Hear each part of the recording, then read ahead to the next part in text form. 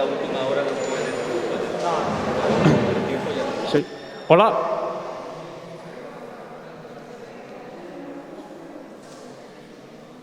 Vayan tomando asiento, por favor.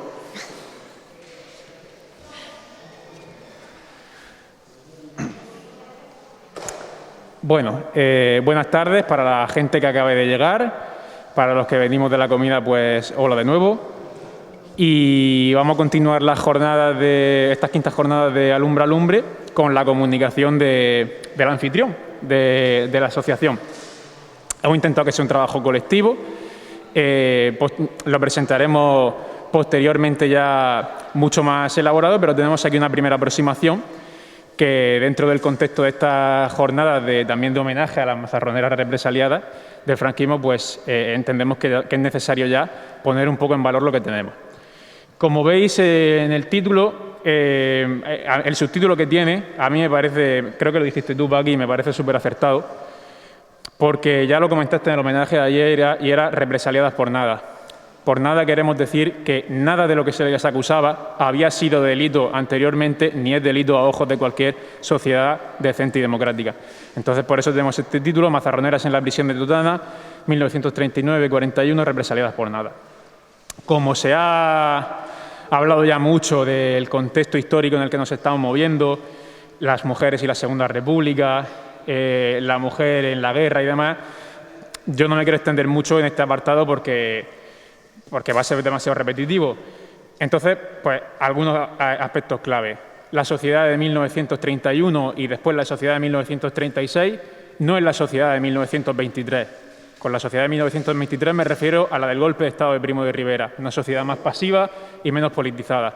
Eso cambia en los años 30 con la llegada de la República y en el caso de las mujeres con una progresiva politización que además tiene su traducción legal en dos aspectos fundamentales, dos elementos fundamentales que son la aprobación el 1 de octubre del 31 del voto femenino, que se llevará a cabo después por primera vez en el año 33 en las elecciones generales, y el 11 de marzo de 1932 con la ley del divorcio. Esa ley del divorcio que pueden pedir cualquiera de los dos cónyuges sin ningún tipo de presión ni de coacción y además de eso el reconocimiento, y esto es importante, de los derechos de los hijos fuera del matrimonio. En aquel momento esos hijos eran ilegítimos y no tenían ese derecho. Aprovecho también para hacer un reconocimiento al notario de Mazarrón, Félix Pablo Gundín, del que hemos hablado en esta asociación en algún momento, que fue una persona que defendió activamente y se significó políticamente en la defensa primero del matrimonio, de la ley del divorcio y de los derechos de los hijos ilegítimos. Luego tenemos otros hitos como la ley del aborto del 37, ya en guerra y demás. Pero bueno, como digo, no me quiero extender mucho en este aspecto. Durante la Guerra de España tenemos pues un contexto histórico en el que las mujeres llegan a vanguardia al principio, se convierten en milicianas, como hemos dicho ya, eso dura poco, y empiezan a desempeñar labores de retaguardia que son fundamentalmente tres. Por un lado tenemos la ocupación de las fábricas, tienen que ocupar los puestos de los hombres que están en la guerra, en trabajos que tradicionalmente se consideraban masculinos. Son muy importantes en la dirección educativa, ¿no, Paqui? Tú que lo has estudiado bien.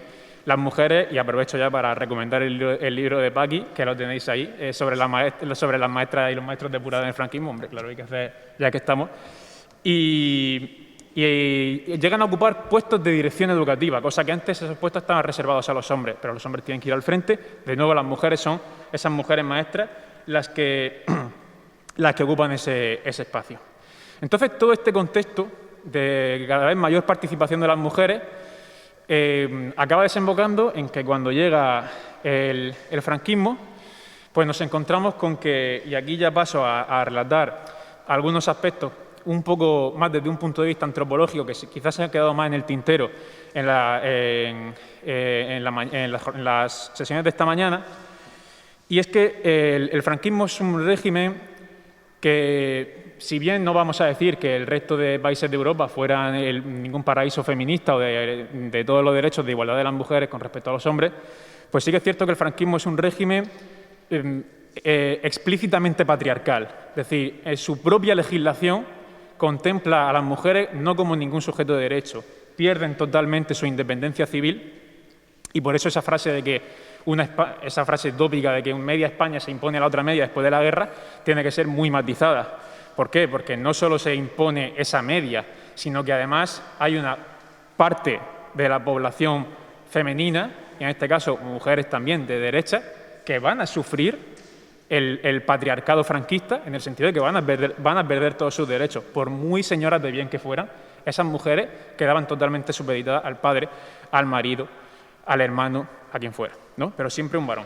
Entonces, lo que no perdona el franquismo es no a las mujeres por el hecho de ser mujeres, que también, sino el hecho de que se hayan significado políticamente y hayan roto con ese ideal que ellos tenían del ángel del hogar. El ángel del hogar, que es la madre, la esposa, la hermana que cuida de la casa, que en el caso de que se le requiera pueden ofrecer consejo al marido, pero siempre desde una posición subalterna, y eso es lo que el franquismo no perdona. Entonces, la represión de género franquista tiene unos motivos muy concretos de reeducación de las mujeres, ¿no? En este sentido, pues, aparte de la represión, vamos a llamarla legal, que hay hacia las mujeres, estamos hablando de las mujeres que van a la prisión, como después comentará Paqui en el caso de las mozarroneras, y los motivos por los que van, que muchas veces son por nada, es decir, por ser mujer de, ¿vale? Y aquí vuelven a ser sujeto pasivo. No ya tanto porque se haya significado políticamente, puede ser que sí o que no, pero es que es mujer de un rojo. Por tanto, merece ya tener esa sombra de sospecha. Puede ir al presidio, se le puede interrogar, ¿no? Hermana de, tía, sobrina, lo que sea, ¿no? Entonces tenemos, fuera de esa represión, vamos a llamarla más oficial y legal, tenemos dos tipos de represión de género muy concretos que el régimen alienta y permite. Por un lado, tenemos las torturas públicas. La tortura pública que comienza con el rapado de cabello, como explica autores como, por ejemplo, Julieta Olaso, que no quiero dejar de citar en un libro excelente que tiene, en el que compara, esta señora es antropóloga, y aborda desde un punto de vista comparativo las represiones en Argentina y en España.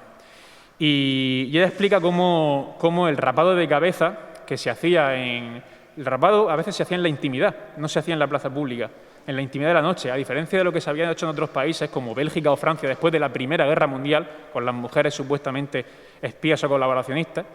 El rapado a veces se hacía en la intimidad de la noche, en las propias casas, y luego ya sí, la humillación pública sí que se hacía en la plaza del pueblo, ante los ojos de las personas que quisieran contemplar ese espectáculo. Se les daba de beber aceite de ricino, se defecaban encima, se les hacía barrer, es decir, que desempeñaran a ojos delante de todo el mundo esas tareas tradicionalmente consideradas femeninas, y después se les hacía, pues, no de paseillo, porque el paseillo era otra cosa, pero lo que se llamaba también la procesión, es decir, que marcharan por el pueblo, pues, como ya se ha dicho antes en las anteriores comunicaciones, ¿no? Harapientas, sucias, haciéndose sus necesidades encima. En definitiva, ¿qué estaban haciendo? Desproveerlas de todas sus características y de su identidad como personas y también como mujeres. La deshumanización del enemigo. Esa era el propósito de las torturas de las fuerzas vivas del franquismo, especialmente en este caso serían Falange, los carlistas y demás, los que llevaron a cabo estas acciones. Eso es lo que pretendían.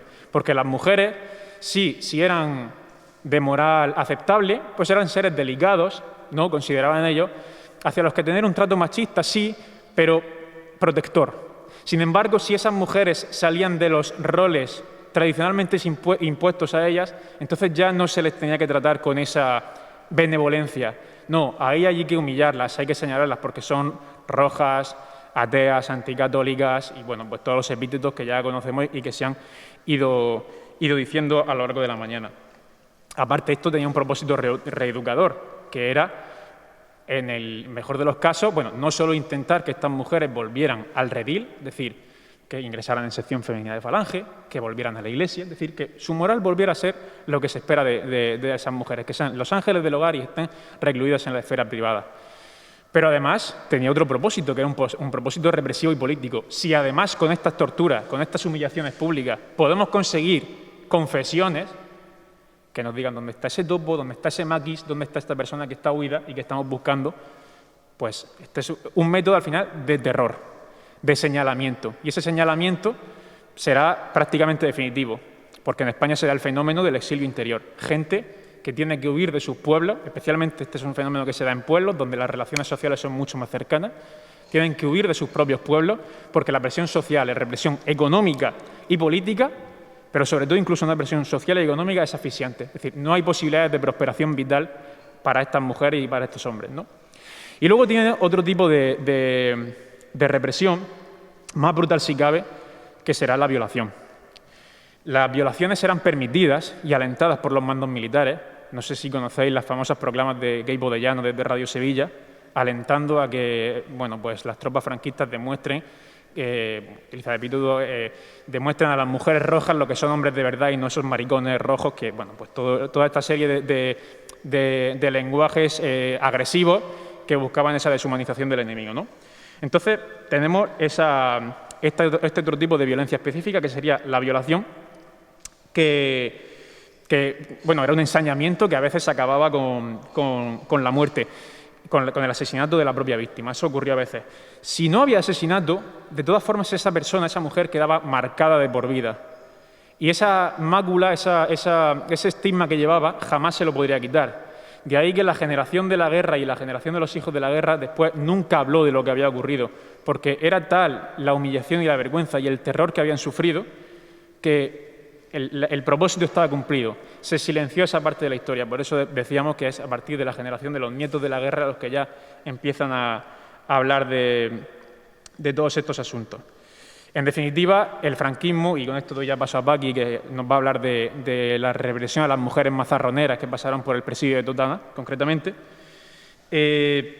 A las mujeres se las reprime por ser mujer que participa en política, por haber participado en política, por haber destruido o por haber superado esos roles tradicionales de género. Y el franquismo, como decía antes, nunca, hasta, yo iba a decir el 75, quizá incluso más años, jamás superó el esquema vencedores-vencidos. El esquema vencedores-vencidos estuvo presente desde el principio hasta el final en el régimen. Y eso es una cosa muy importante porque es, como decía anteriormente, no es una media España que se imponga a la otra media. Es, aparte de eso, la represión contra las mujeres, independientemente de su significación política, porque perdieron toda independencia civil y quedaron explícitamente supeditadas a un padre, a un marido, en definitiva, a un varón. Así que yo ya con esto me callo, le doy paso a Paqui, que nos hable del aspecto concreto de Mazarrón, y adelante. Como sabéis, la asociación Alumbra Lumbre, el estudio que realizamos es de ámbito local. Nuestro objetivo fundamental es recuperar la memoria de todas las personas que sufrieron represión durante el franquismo. Entonces, este trabajo va dedicado a las mujeres de Mazarrón y queremos dar nombre a esas mujeres. Comenzamos por decir que los encarcelamientos en la prisión de Totana, la mayoría de los que se produjeron desde el 15 de abril de 1939 hasta diciembre de 1941, fueron por razones políticas. O sea, el 91,6% de los mazarroneros y mazarroneras que fueron encarcelados en Totana fue por razones políticas y la mayoría sometidos a consejos de guerra. Solo en el año 39, a partir del final de la guerra, fueron encarcelados 179 personas, de las que 21 eran mujeres. A esas sumaríamos 3 en el año siguiente. En total, 24 mujeres pasarán por la la prisión del partido de Totana, a disposición del juez militar y Estas mujeres, ¿quiénes eran? Pues comenzamos. Las dos primeras detenidas fueron dos maestras nacionales, Virginia Borrell Solves y Felisa Navarro Jiménez. Ellas ingresaron en la prisión el día 27 de abril de 1939.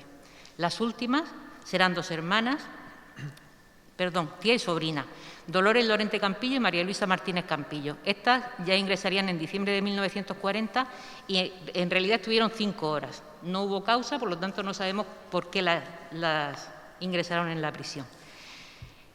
En total, aparte de estas dos, hubo otra más que tampoco fue enjuiciada, pero el resto, 20, fueron sometidas a proceso sumarísimo, a consejo de guerra. El tiempo de permanencia en prisión pues, osciló entre 1 mes y medio la más corta hasta 1 año y medio la más larga, situándose la media de permanencia en esta prisión en torno a los 9 meses. La mayoría, cuando salió de la prisión de Totana, ya había cumplido condena o prisión preventiva y hubo 3 casos que fueron condenadas a penas mayores y fueron trasladadas desde esta prisión a otras prisiones a cumplir condena, que fue el caso de Virginia Borrell Solves, una de las maestras, Encarnación Sánchez Sánchez. Estas 2 fueron trasladadas a la prisión provincial de Murcia y después tenemos a Francisca Martínez García, que fue trasladada a Barcelona. De hecho, esta mujer fue juzgada en Barcelona, por lo que suponemos que se la reclamó desde esa prisión para juzgarla allí, como uno de los casos que se ha comentado, y ponía como lugar de residencia Hospitalet. ¿Quiénes eran estas mujeres encarceladas? Pues tenemos a las 2 maestras, como he comentado antes.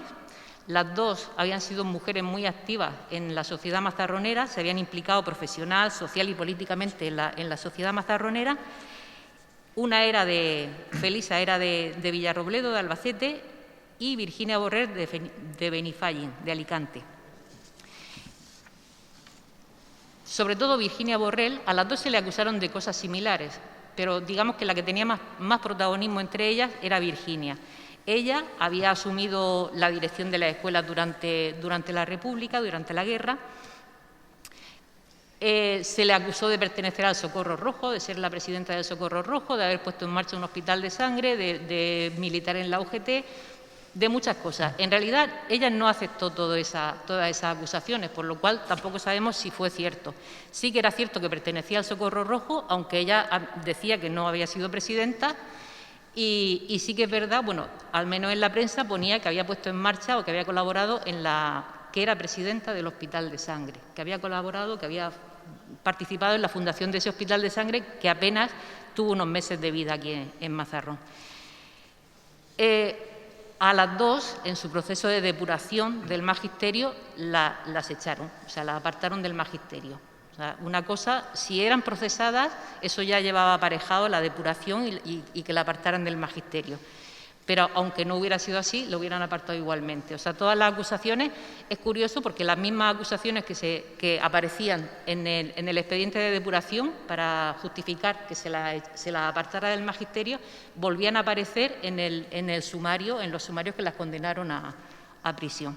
Bueno, pues las 2 fueron apartadas del magisterio. Decía en el expediente, porque pertenecían al grupo de maestros total y absolutamente incompatibles con el espíritu de la Nueva España, tanto por su ideología como por su actuación. O sea, no cabían en el nuevo sistema.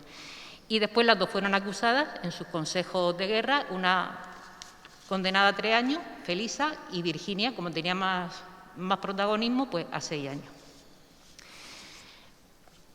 Ajá. Después tenemos cuáles son el resto de mujeres. Aparte de estas 2 maestras, después veremos que hay otras.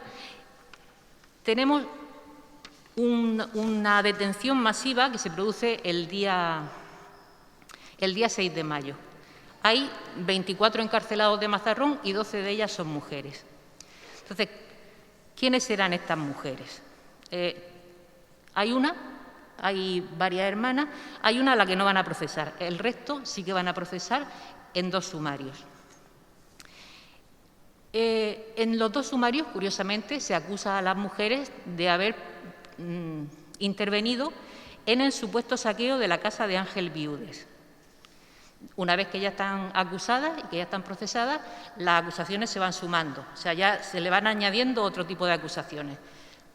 En general, haber participado en cualquier desmán en todos los desmanes que se hubieran producido en el pueblo. O sea, si se quemaron imágenes, pues la quema de imágenes. Si cualquier cosa, o sea, esas se van sumando. Pero la principal, la acusación de la que parten es el saqueo, supuesto saqueo, de esta vivienda. Entonces, este señor, Ángel Viudes, fue el delegado gubernativo que se envió a Mazarrón nada más acabar la guerra. Este hombre había sido condenado en 1936 por un tribunal popular por apoyar el golpe de Estado. Lo detuvieron y lo condenaron en el tribunal popular y lo habían mandado a cumplir 30 años en un campo de trabajo. Como consecuencia de la detención, registraron su casa y después la casa fue requisada y la utilizaron para alojar familias de refugiados. Cuando acabó la guerra, pues hubo muchas personas que fueron acusadas de esa acción. Entre las primeras detenidas tenemos a Encarnación Sánchez Sánchez. La mujer de Alfonso Vélez Granados, el Picante, que en ese momento estaba huido y después sabemos que estaba exiliado, que se había exiliado a Francia. Ella fue condenada a 9 años, la condena más alta que tenemos entre el grupo de mujeres de Mazarrón. Y hay que tener en cuenta que la encausada en el 39 tenía 19 años. Luego, en el 36, cuando se produjo este hecho, tenía 16 años. O sea que era menor de edad. Bueno, decir que los desencuentros entre Ángel Viudes y el marido de Encarnación habían sido frecuentes durante la República y, bueno, el Picante pertenecía a la CNT, era un militante muy activo y los desencuentros entre Ángel Viudes y el Picante habían sido frecuentes. O sea, Ángel Viudes había acusado al Picante, que había estado en la cárcel durante el bienio conservador, y posteriormente el Picante había acusado, o sea, había participado en el Tribunal Popular como testigo en el tribunal que acusó a Ángel Viudes. Luego había una especie de rencilla o de motivo personal, aparte del saqueo o del supuesto saqueo de la casa de él, con este personaje que era el esposo de Encarnación, curiosamente la que tuvo la condena más alta. ¿Qué podemos decir de estas mujeres que fueron encarceladas en ese momento? Pues tenemos que en su mayoría son jóvenes, son mujeres jóvenes. Tenemos a Encarnación Sánchez Sánchez, que tenía 19 años, que era la esposa del Picante, como ya he dicho. Juana Martínez Molina, también de 19 años, que era la esposa del Belmonte, otro de los personajes que van a ser acusados en la causa general y que era otro destacado militante de la CNT. Isabel López Figueras, esposa de Ramón Blaya Méndez, que fue detenido y condenado a muerte y fusilado. Josefa Sánchez García, la esposa del Policarpo, otra persona, otro muy buscado. Y María Méndez Gallego, cuyo marido también fue condenado a 6 años y que había sido combatiente de la 70 Brigada Mixta. Tenemos a las esposas de militantes, después tenemos hermanas de dirigentes como Cándida Campos Caparrós, que tenía 20 años y cuyo hermano fue juzgado en el sumario 905 y condenado a 30 años, y la hermana de Encarnación, Antonia Sánchez Sánchez, que como era menor de edad no la encausaron, pero tanto a su hermana Encarnación como a su hermano Ginés sí, y a los dos los condenaron. Y después tenemos otras dos mujeres que no tienen vinculación aparentemente con ningún hombre, con ningún militante, y suponemos que en este caso la militancia la tendrían ellas, pero no lo hemos podido determinar, que son 2 hermanas, Dolores López García y María López García, y por otro lado 3 mujeres ya de mediana edad o más mayores que se dedicaban eran viudas o casadas, pero que se dedicaban a la compraventa de ropas y enseres. Y en este caso la acusación es de haber vendido o de haber cosas que se habían robado en esa. Como digo, a las primeras se la acusó del saqueo de la casa y a la segunda de haber comerciado con los productos de ese saqueo. Bueno, los sumarios y las condenas. A partir de ahí, de esas primeras condenas, que son 2 sumarios que se van a centrar con esa acusación fundamental de haber intervenido en esa requisa, en esa casa, en ese supuesto saqueo, las detenciones van a ser progresivas y ya por otras razones. Tenemos el caso de la otra maestra que hay detenida, que es Encarnación del Moral Viñas, que en este caso esta mujer venía de Murtas, había empezado a trabajar en el 36 en Mazarrón, y se la detiene por el contenido de una carta, o sea, una carta privada que en algún momento sería interceptada por la censura o por lo que fuera. Ella se quejaba en esa carta que había enviado a unos vecinos de Murtas, se quejaba de que a sus hijas las habían torturado, las habían maltratado en el cuartel de la Guardia Civil. Pues por quejarse de la actuación de la Guardia Civil fue detenida y procesada. Fue absuelta, pero la condenaron por algo que había dicho a nivel privado en una carta.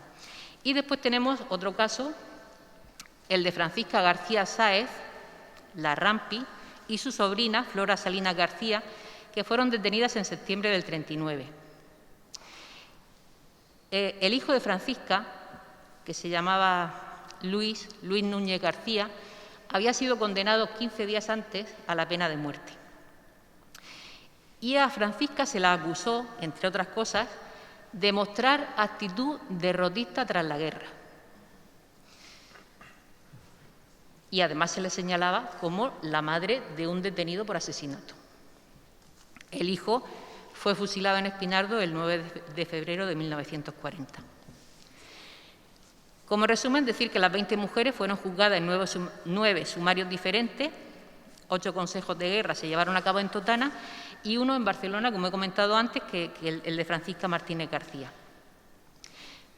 Solo 4 fueron absueltas y 15 condenadas a penas que oscilaron entre los 6 meses y los 9 años. Y los delitos fueron excitación a la rebelión o auxilio a la rebelión. O sea que digamos que estábamos en la categoría más baja. Por último, vamos a hablar de los niños, de las madres represaliadas y los niños y niñas represaliadas. Porque hay una cosa curiosa y es que los niños y las niñas que iban con sus madres, que ingresaban en prisión, no quedan en ningún documento. O sea, sus nombres no están reflejados en ningún sitio. ¿Cómo sabemos que esas madres y esos niños ingresaron en la prisión?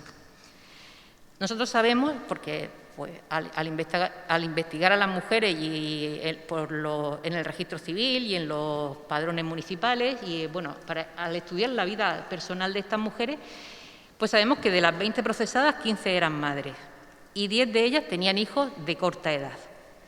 También sabemos que 3 de ellas dieron a luz cuando se estaban tramitando sus procedimientos sumarísimos y después que 6 de ellas tenían niños o niñas menores de 2 años. Cuando sabemos que por ley, o sea, que cambió en el 40, o sea, antes podían estar las reclusas con niños hasta 4 años y a partir de la orden del 30 de marzo del 40, que redujo a 3 la edad, podían estar las madres con sus niños hasta 3 años de edad en la prisión. Entonces, como digo, no hay constancia documental. Nosotros hemos mirado el registro de entrada y salida de la prisión del partido de Totana, pero ahí solamente consta el nombre del recluso, no si venía con alguien o no. Tampoco constan en los expedientes de prisiones ni en los sumarios. Pero sí que sabemos, por referencia a ingresos hospitalarios, a redención de penas por estar amamantando a un lactante o por permiso con motivo del parto, que sí que había mujeres con niños en la prisión. Por ejemplo, tenemos Antonia Cano Moya, redimió pena como madre lactante desde que ingresó en la prisión el 6 de mayo hasta el 1 de abril del 40, en que cesó de amamantar a su hija. En ese momento su hija tenía 2 años de edad. María Méndez Gallego, este es el caso, María ingresó 2 veces en prisión y no entendíamos muy bien por qué. María ingresó en prisión y estaba embarazada y cuando fue a dar a luz en la prisión de partido de Totana no había enfermería. Entonces la mandaron a Mazarrón a dar a luz y después pues, volvió a ingresar en la prisión, suponemos que con su bebé. Y después tenemos el caso de Encarnación Sánchez Sánchez, la que comentaba antes, la mujer del Picante, que por testimonio familiar de familia de sus tías y de su hijo, sabemos que ingresó en prisión con su hijo de 13 meses, que se llamaba Floreal o Juan, después Juan, no sabemos si Floreal o Juan. El niño permaneció con su madre hasta que su abuela lo sacó de prisión y posteriormente la madre, cuando salió en libertad condicional, salió con libertad condenada también a destierro, o sea, salían en libertad pero no se podían quedar en Mazarrón. Entonces ella marchó a Barcelona y cuando ya le levantaron la pena de destierro se siguió quedando en Barcelona, o sea, ya no volvió a Mazarrón. Pero aparte de estas, y suponemos que si tenían bebés también de corta edad, hay otras que ingresaron con sus niños en prisión. Entonces pensamos que Juana Martínez Molina, que tenía una niña de 13 meses, pues ingresaría con ella, que Josefa Sánchez García, que tenía a su hija Acracia de 23 meses, también entraría con ella en prisión, Cándida Campos Caparrós, con su hijo Gabriel de 6 meses, se supone que también el niño entraría con ella, y María Vivanco González dio a luz en agosto del 39, con lo cual y ya se estaba procesando, ya se estaba tramitando su procedimiento, por lo tanto estaría allí también. Sí, el caso de los niños. Y ya por último, el tema del exilio interior. O sea, una consecuencia de los procesamientos y de la humillación pública y de todo esto es que estas mujeres y los hombres y en general, los que sufrieron represión, a veces pues después encontrar trabajo o permanecer en el pueblo pues resultaba doloroso, ¿no? Y terminaron por exiliarse a otros lugares. En este caso, en la fotografía veis a la familia del Policarpo y de Josefa Sánchez en Anglés. Cuando terminó la guerra, cuando el marido regresó, después de cumplir condena, cuando salió en libertad condicional, y probaron suerte aquí en Mazarrón, pero finalmente terminaron emigrando a Cataluña. Entonces tenemos el caso de Francisca Martínez, que ya he comentado antes, que incluso fue procesada en Barcelona, Encarnación Sánchez Sánchez, que partió al destierro y ya no volvió, Flora Salinas García, la prima del fusilado, de Luis Núñez, que cuando le fueron a entregar el certificado de licenciamiento definitivo, después de estar en libertad condicional, ya la Guardia Civil ya no se lo pudo entregar porque había trasladado su residencia a Barcelona. Josefa Sánchez García, que marchó a Anglés, Antonia Cano Moya, que marchó también a Anglés, y después tenemos a Cándida Campos y María Méndez Gallego, que emigraron a Mallorca. Que sepamos, pero que es posible que haya más. Y como conclusión... Sí, yo como conclusión tres apuntes muy rápidos. A raíz de lo que comentaba Paqui, de esas mujeres que no, y como también se comentaba esta mañana, me parece que Florent lo ha comentado varias veces, esas mujeres que no tienen registro de su nombre, que son víctimas claras del franquismo, bien sea de manera directa o, entre comillas, indirecta, porque a ver qué tipo de víctima indirecta es una persona que pierde a su padre, a su hermano y a su tío y a mitad de su familia fusilada, ¿no? Aunque no sufra ella una represión física explícita. ¿Y qué razón tenía una de las 13 rosas cuando escribió en su carta de despedida la noche antes de morir, en una carta a sus padres, que mi nombre no se borra de la historia? Pues fíjate si tenía razón, que literalmente eso es lo que ha pasado con muchas de ellas, que por el tipo de justicia y de registros que se tenía, esas mujeres, a pesar de ser víctimas del franquismo, no eran nadie. Luego, una pequeña reivindicación también al papel de las asociaciones me gustaría hacer. Este tipo de trabajos, aparentemente pequeños, de microhistoria o historia local, son tan básicos e imprescindibles que un autor de reconocido prestigio, como puede ser Paul Preston, en un libro que se llama El Holocausto Español, que es un tocho así, en el que habla de la violencia en las retaguardias durante la guerra y en la inmediata posguerra, decía que si no hubiese sido por todos esos pequeños trabajos de historia que personas anónimas o que pequeños grupos de personas en los pueblos de España fueron haciendo, todos esos grandes trabajos de la represión y del franquismo hubiesen sido imposibles.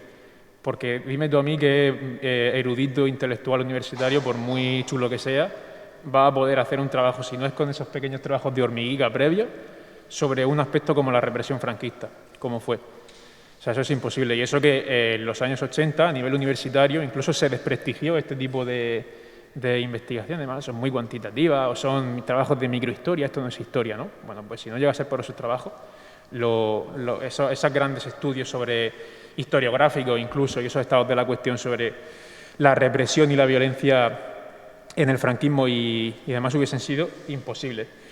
Y luego una última reivindicación en torno al lenguaje, que es una de las cosas con las que yo soy más pesado. Y yo soy el primero que lo usa. Pero a veces no nos damos cuenta, cuando hablamos, sobre todo en espacios de memoria democrática, que utilizamos el propio lenguaje de los franquistas. Es decir, un represaliado, a ojos del franquismo, es exactamente eso, un represaliado. Es una persona que por haber cometido previamente una ofensa puede ser objeto de castigo por el acto que ha cometido. Pensemos si debe ser objeto de castigo o puede entrar en cualquier cabeza democrática ser objeto de castigo por haber participado políticamente en un régimen democrático, con todas las limitaciones que tuviera. De hecho, eran las propias izquierdas las que más limitaciones le encontraban a la República. En fin, si debemos utilizar esa palabra, ¿no? Al final es una víctima del franquismo, pero caemos porque la mayoría de fuentes que utilizamos son las fuentes franquistas, que son las que dejan constancia en la causa general y todos estos procesos, los que utilizan este tipo de lenguaje. La palabra rojos o rojas, eso que ahora en ciertos sectores se utiliza casi como bandera de orgullo, en su momento no lo fue. O sea, eso era un estigma claro. De hecho, es un término súper genérico. En rojo entraba hasta una persona podía ser de Unión Republicana, que no era ni mucho menos un marxista, ¿no? Entonces, esa pequeña también lucha por un poco resignificar el lenguaje, o al menos cuando lo utilicemos, saber en qué espacios los estamos utilizando y saber que a lo mejor en ambientes más pedagógicos, didácticos, sobre todo en los que tienen que ver con en la enseñanza secundaria o en bachillerato, saber que cuando utilicemos estos lenguajes hay que darles un giro, saber interpretar y decir, miren, cuando hablamos de esto, que sepáis que este es el lenguaje que ellos utilizaban. Entonces, mucho cuidado, porque cuando hablemos de un rojo, un represaliado, no deja de ser un adjetivo que implica castigo. Entonces tenemos que saber cuál era el teórico, el supuesto castigo que tenía esta gente, o por qué se les había castigado. Que es, pues, en muchos casos, en el caso de las mujeres, por haber sido madres de, hermanas de, hijas de, o simplemente haber participado en política durante la guerra, durante la Segunda República y después en la Guerra Civil. Así que yo ya por mi parte termino, y si tenéis alguna pregunta.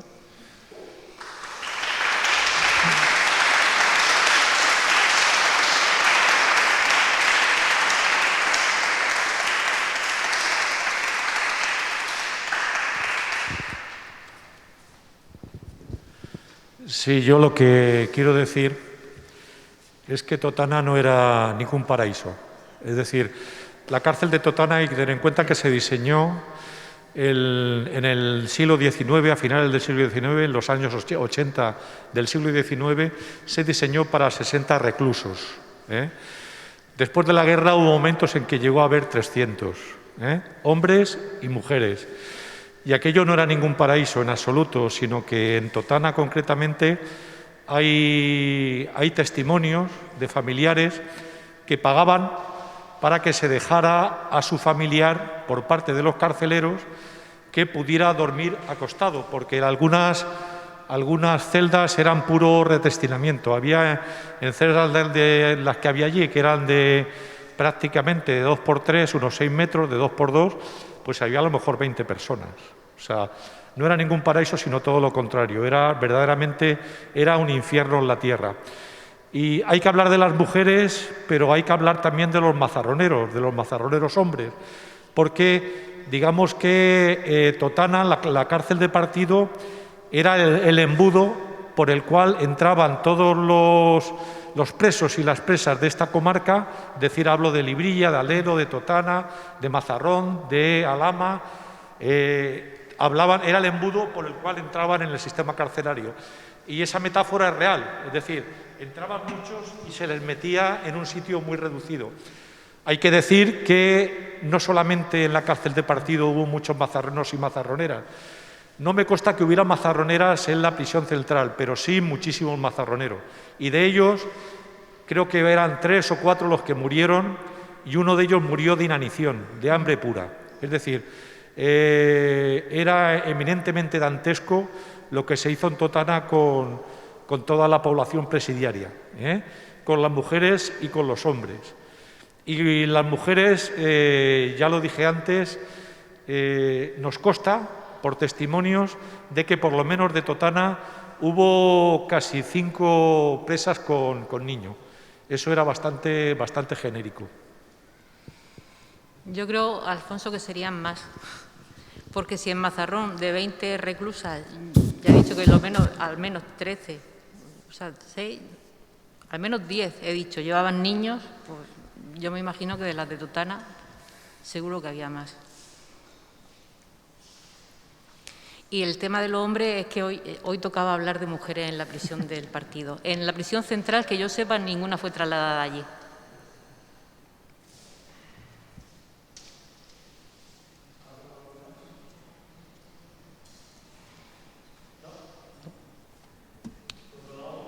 Muchas gracias. Ya está.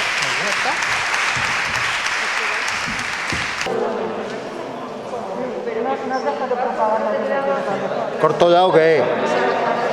¿Corto?